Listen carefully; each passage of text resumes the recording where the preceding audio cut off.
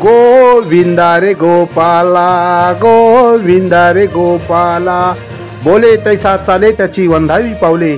याच प्रेरणेने दादरमध्ये पार पडला दहीकाला उत्सव 2025। मुंबईतील कॅन्सरग्रस्तांच्या मदतीसाठी आयोजित होणारा एकमेव दहीहंडी सोहळा।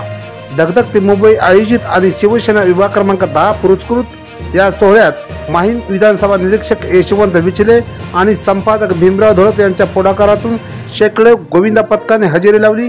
काही गोविंदा पथकांनी पारितोषिक न घेता आयोजकांच्या कार्याला सलामी दिली।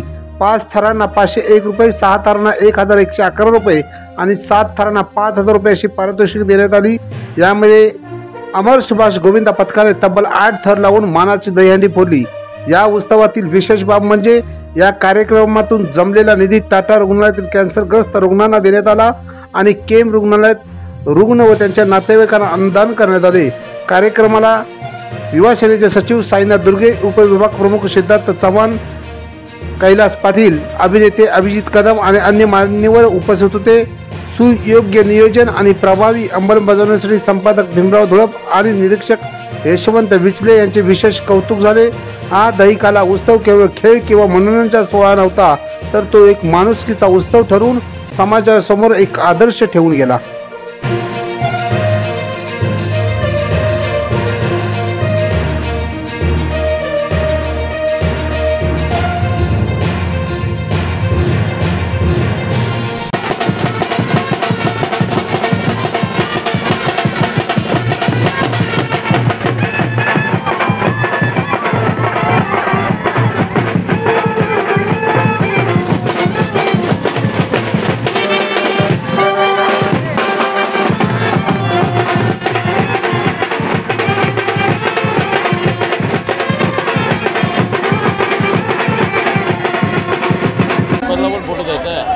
कॅन्सरग्रस्त रुग्णांच्या मदतीसाठी आयोजित केलेली आहे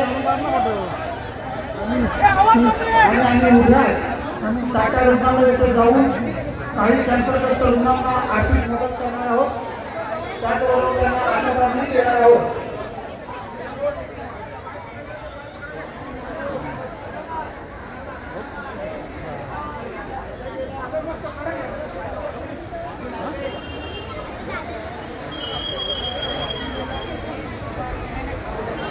एकमेकाचा हे करू अवघड सुपत्त अतिशय शांत आणि अगदी सर्वांनी एकत्रित आणलेला